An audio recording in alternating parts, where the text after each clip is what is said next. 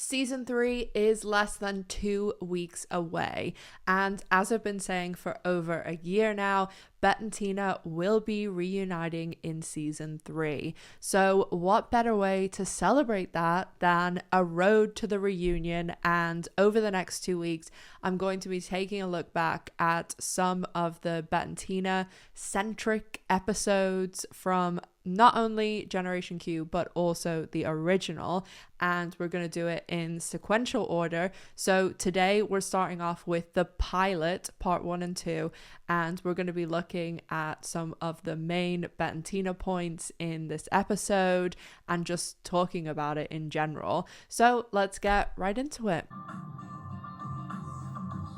There they are.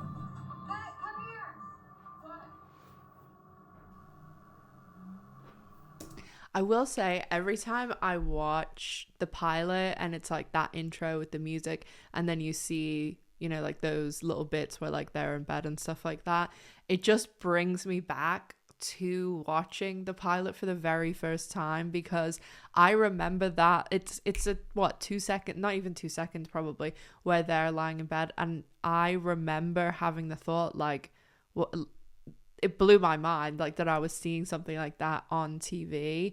And I was, I think, 16, 17 when I first saw it. I saw the pilot and season 1 in between the hiatus for 1 and 2, because I just moved to America and I was like dating my first girlfriend. And I've told this story loads before, but we went into Best Buy to like buy the DVDs in like secret, and then watching it and being paranoid like someone was gonna come in. But I just remember everything about this episode, like it just blowing me away. I just couldn't believe that this was real and on TV. I will say this is maybe like a controversial thing to say or to admit, but I was never super interested in like the whole baby storyline stuff. I understand obviously other people who want that, why they're interested in things, but I was just more interested in like Bette and Tina, them as a couple.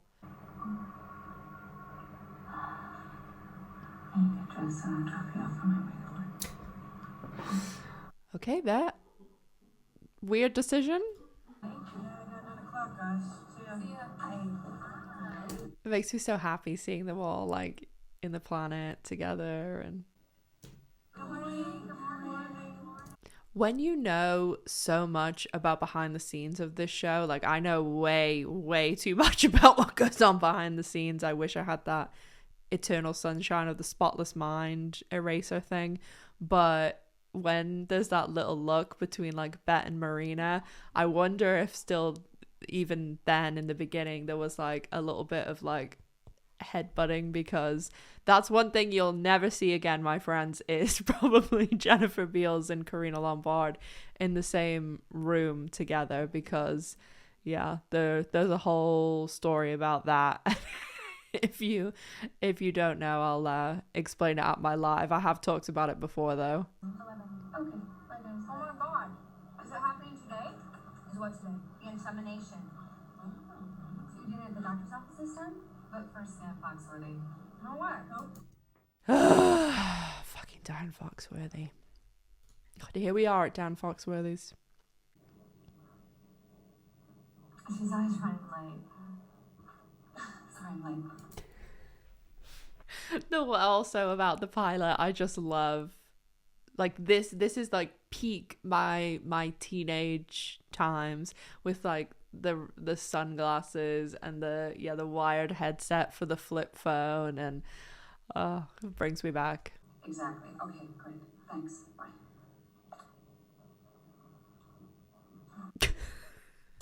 That is also me when I have to deal with a man. She's over it already. Here I am. A lot of heterosexual couples have children when their relationships are perfect. You know, you just obviously don't understand what happens in a lesbian relationship. Yes, and thus why would you go to a straight fucking man? Oh god, who? I know he's supposed to be like this celebrity psychiatrist, but he's just so bad. He is the villain of the OG. I mean, this was a bad idea. It's just, I don't believe that a straight male therapist can possibly understand. Yeah, exactly what I was saying. There's a fair amount of evidence now that it's more likely to take if you're aroused. The wink.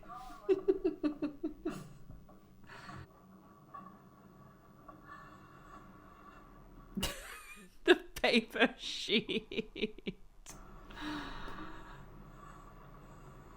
Honestly, anyone who says the L word isn't a comedy is not watching it right. We really love you, but it's not our cross to bear that you and Harrison have decided to masquerade as Ozzy and Harriet.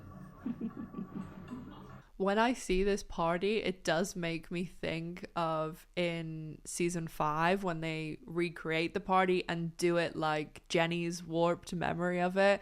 But I do like this whole thing of like Dana masquerading with Harrison. I do think it's funny. Besides, she's straight. How do you know? Because I'm so attracted to her. Every time I'm attracted to somebody, she's either unavailable or straight. I feel you on that, Dana. I feel you on that. I need exercise. Feeling a little tense. Fine. I guess I should have called first. Yeah.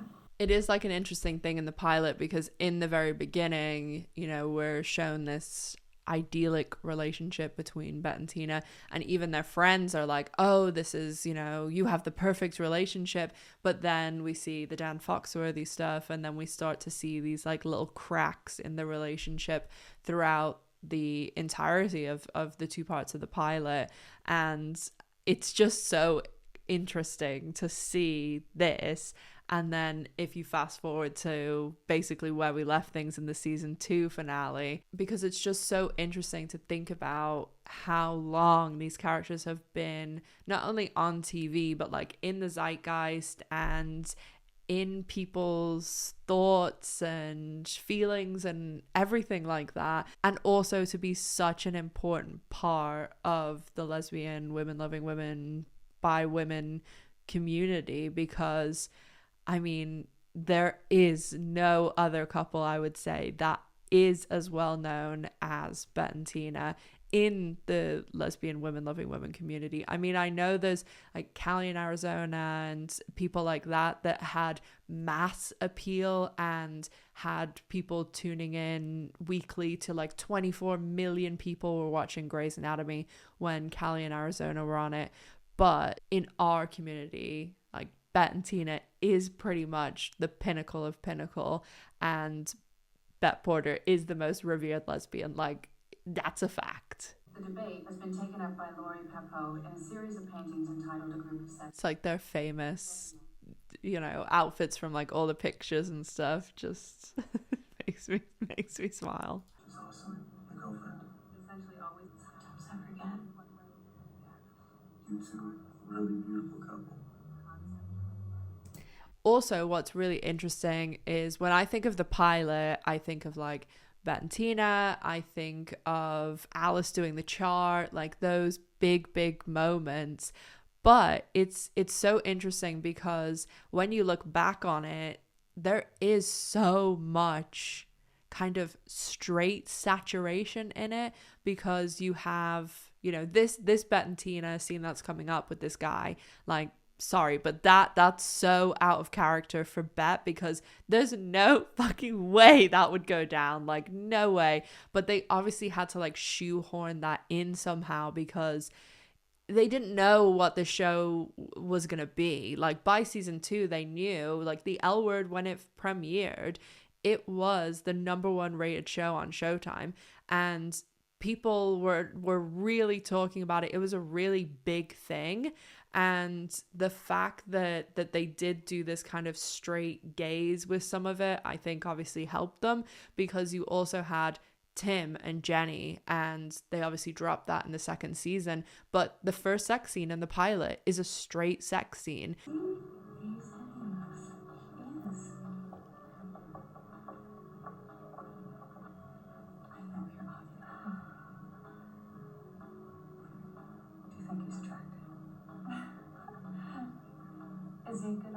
And also, I find it insane that these people were just casting this show, and this is the first episode, and you can still see remnants of stuff that is happening now 20 years later in the way that they act and like just the way they are with each other and their chemistry and stuff. Like, that's fucking insane.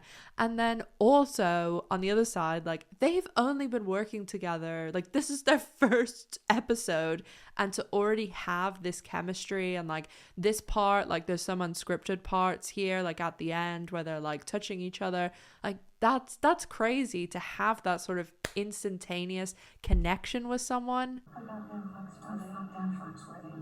Yeah, fuck Dan Foxworthy. All of us agree, fuck Dan Foxworthy. Yes, yeah, I just don't think this would fly with Bette Porter anymore.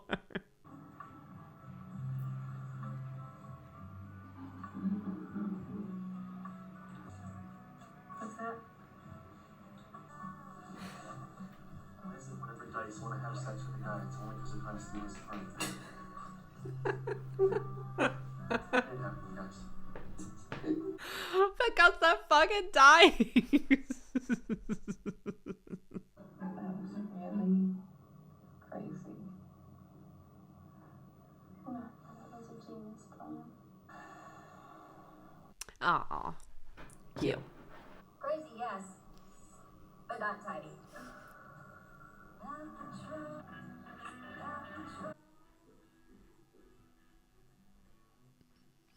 And unfortunately, we will be leaving it there because this is YouTube and I can't put that on my channel. And here I just wanted to put in the adorable porch scene because this is one of my favorite scenes, period, from the show. And I think we'll be getting a reenactment in season 3 for sure. But that's the pilot, parts 1 and 2. If you want to stay up to date on everything with season 3, make sure you check out the ton of videos I have on season 3. And I'm going to be putting more clues and more stuff about my set visit. I was there a day when they were filming episodes 9 and 10. So make sure you're subscribed here and following me over on social media. And as always, make sure to stay safe, take care of yourselves, and I'll see you in the next one. Bye, guys.